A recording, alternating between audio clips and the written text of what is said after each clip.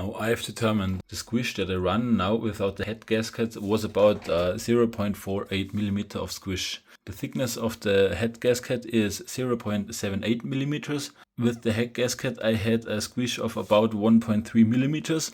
My goal is to have a squish of 0.8 millimeter, which means that I have to take away 0.46 millimeter to have the squish gap that I wanted with the head gasket. I start by taking away 0.4 millimeters and then I assemble the cylinder with the head gasket and the head, and then I measure the squish gap, and then when it's too high I simply have to turn down a little more, but I don't want to turn down too much too early, then I have to replace the cylinder and I don't want to do that.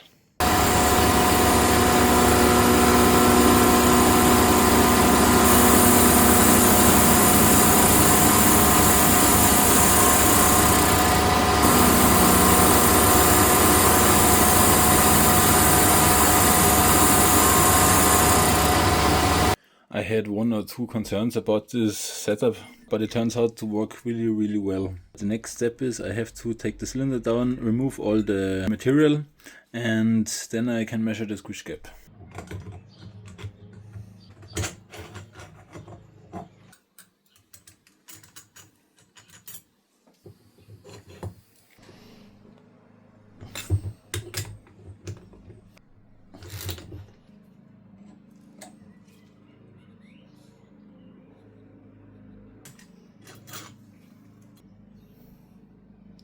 Every cylinder has now the right squish gap of 0.8 millimeter. Here I've already had the head on. These are now the final parts my colleague made for me. I think they turn out really beautiful. This part was actually the easiest part to mill.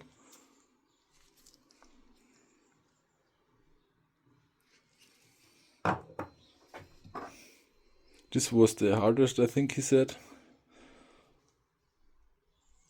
It looks really beautiful, I have to say.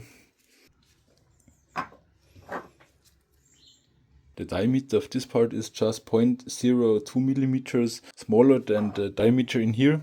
And I have to turn down this part just slightly so it fits perfectly in here. So as you see, it does not fit all the way in and I have to turn it down a little bit to fit perfectly. And these are the two parts for the bearing.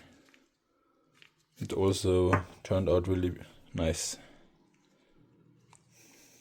I've also bought this part, or this tool, to make this pattern on here. So I can press this lever on here so it doesn't slip. So now I'm gonna turn down this part and make this pattern on here, and then I can assemble the whole thing. And also the front brake parts are also finished, but more of this in a different video.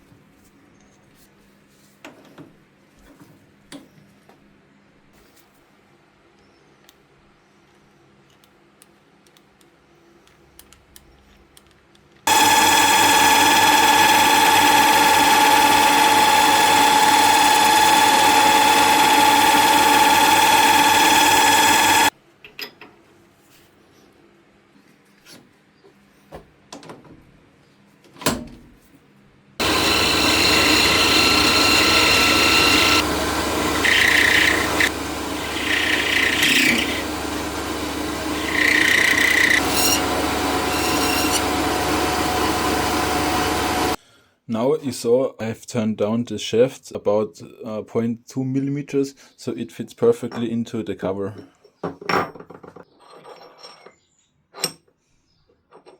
I have just the right amount of play between the shaft and the cover. I've also made this pattern on here so the lever can catch onto something and doesn't slip. And I've also noticed that I have to mill away this step so that the mount for the bearing fits into here, because now it doesn't fit, as you see. I have to take away 2 millimeters here, and then this fit perfectly into here. This is my spacer. It's 3 millimeters because the original also have a 3 millimeter lift, and I have to turn down this spacer shaft. This goes also into my dry shaft and is a spacer between this part and this part.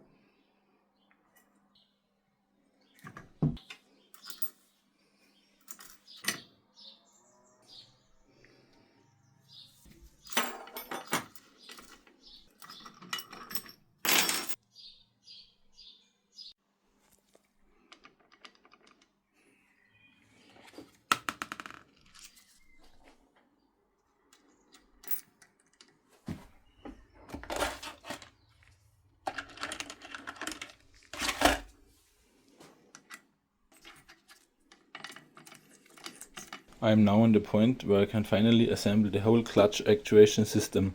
Also, attaching the lever on the bar have worked out really well. My surface that I made in here also worked really well. It is holding the lever really tight, and also that down here is a larger diameter than on top, so that the lever is really pressed on really tightly, have also worked out really well. To adjust the height of the lever in the cover, I went with these washers so I can set the perfect height so that I have as less play as possible, but still have a little bit play, but as less as possible. So with these two washers I have the perfect amount of play in here. Now I'm going to assemble the whole system and putting in the engine in the frame again.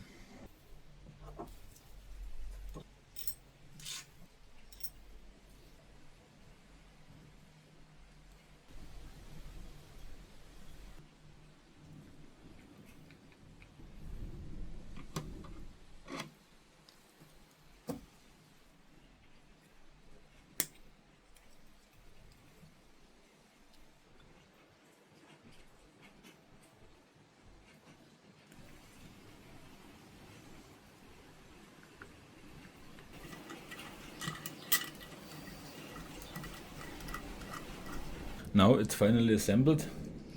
I have just the right amount of play, just a little bit, not too much, not too less. And when you engage the clutch, it's really light to turn. The ball bearing really makes a huge difference.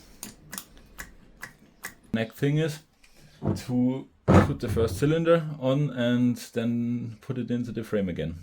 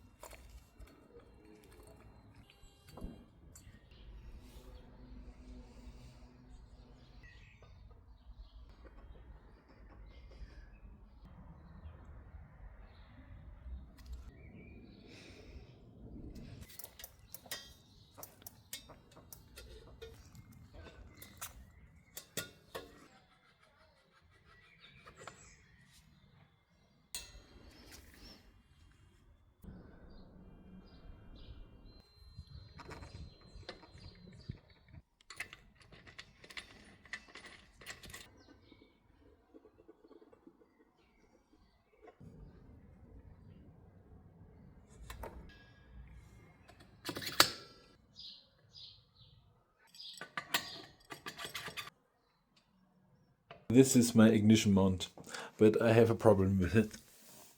The problem is, when I put the ignition on here, you can see it is not as variable as I want it to be. So when I set the ignition on this point, I cannot set it on this point because the screw does not go in here. So my colleague made me this. This is basically the same adapter but with twice the holes.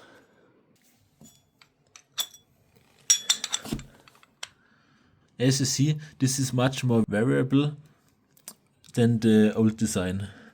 Of course, then I have twice as much holes in it than before. So I can really set the ignition timing to the exact point where I want it to be.